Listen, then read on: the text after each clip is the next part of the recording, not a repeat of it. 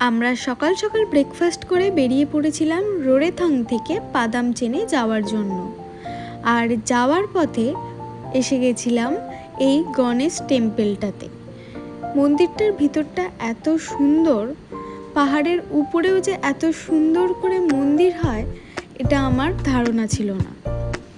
মন্দিরের ভিতরটা অনেক রকমের কারুকার্য করা ছিল, আর পাথর কেটেই করা ছিল বলে আমার মনে হয়েছে। গণেশ ঠাকুরটাও খুব সুন্দর ছিল। তারপর মন্দির থেকে বেরিয়ে আমরা সবাই আশেপাশের কিছু ভিউ পয়েন্টে ঘুরে দেখছিলাম আর একটু ভিডিও করছিলাম। তারপরে চলে গেছিলাম এই মার্কেটটাতে। এই মার্কেটটার নামও ঠিক আমার মনে নেই, কিন্তু এই মার্কেটটায় খুব চিপ প্রাইসে খুব ভালো ভালো জিনিস পাওয়া যাচ্ছিল। তারপর চলে গেছিলাম এই ফলসটা দেখতে। এখান থেকে চলে যাব আরও একটা অন্য ভিউ পয়েন্টে, সেটা দেখো পরের ভিডিওতে।